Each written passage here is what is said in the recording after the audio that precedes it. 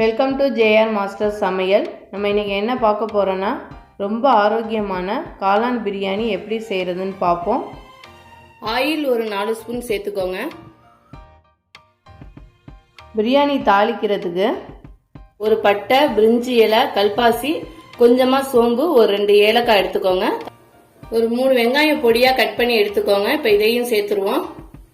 வெங்காயம் நல்லா வதக்கட்டும். 2 தக்காளி மிக்சியில் போட்டு லைட்டாக அரைச்சி எடுத்துருக்கேன். இதையும் சேர்த்துருவோம். தக்காளி வெங்காயம் நல்லா வதங்கட்டும்.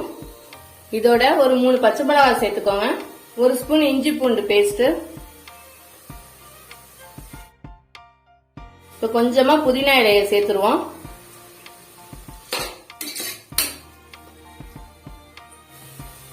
வெங்காயம், தக்காளி, புதினா எல்லாம் நல்லா வதங்கிட்டு இப்ப நம்ம மசாலாவை சேர்த்துருவோம். 1.5 ஸ்பூன் மிளகாத்தூள், 1 ஸ்பூன் மல்லித்தூள், 1 ஸ்பூன் கரம் மசாலா, கொஞ்சமா மஞ்சத்தூள் சேர்த்துக்கோங்க. நல்லா கலந்து விட்டுக்கோங்க. நல்லா வதங்கட்டும், பச்சை வாடை இல்லாம. லைட்டா எண்ணெய் சேர்த்துக்கிறேன். எண்ணெய் கம்மியா இருக்கு. நீங்க எண்ணெய்க்கு பதிலாக நெய் கூட சேர்த்துக்கலாம். இப்ப மஷ்ரூமை சேர்த்துருவோம். நல்லா கலந்து விட்டுக்கோங்க. நீங்க இந்த மஷ்ரூமோட காய்கறி கூட சேர்த்துக்கலாம். கேரட், பீன்ஸ், பட்டாணி இது சேர்த்து செஞ்சாலும் ரொம்ப நல்லா இருக்கும். காளான் பிரியாணிக்கு சாதாரண வடிக்கிற புழுங்கல் அரிசி தான் எடுத்திருக்கேன். 1 டம்ளர் அரிசிக்கு 3 டம்ளர் தண்ணி சேர்த்துக்கோங்க. கரெக்டா இருக்கும். காளான் நல்லா வதங்கிட்டு இப்ப நம்ம தண்ணி சேர்த்துருவோம்.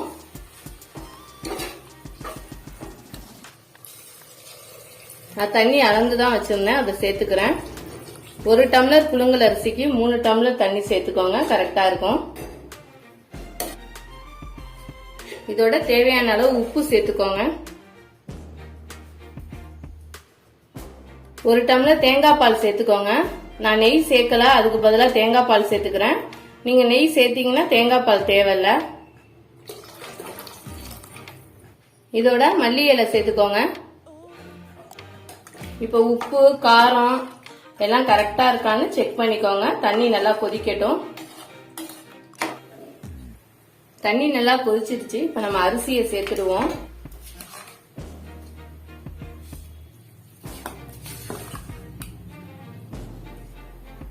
நீங்க காளான் பிரியாணிக்கு சாதாரண வடிக்கிற அரிசி சேர்த்தீங்கன்னா உடனே குக்கர் மூடி போட்டு விசில் போட்டுறாதீங்க. அரிசி ஒரு அரை வேக்காடு அளவுக்கு கொஞ்சம் வேகட்டும் லைட்டா.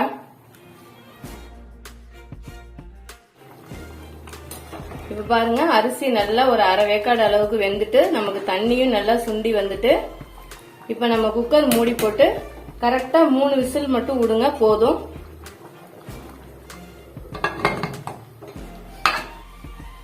இப்ப நம்ம குக்கரை ஓபன் பண்ணிடுவோம். காளான் பிரியாணி ரெடி ஆயிடுச்சு. கொஞ்சம் ஆறுனதும் கிண்டி விடுங்க. அவ்வளவுதாங்க, மஷ்ரூம் பிரியாணி ரெடி ஆயிடுச்சு. ரொம்ப ஈஸியான ஹெல்த்தியான மஷ்ரூம் பிரியாணி ரெடி ஆயிடுச்சு. குக்கர்ல செய்யறதுனால ரொம்ப ஈஸியா செஞ்சிடலாம். கண்டிப்பா நீங்க இந்த ரெசிபியை செஞ்சு பாருங்க. செஞ்சு பார்த்துட்டு மறக்காம கமெண்ட் பண்ணுங்க. Thank you friends.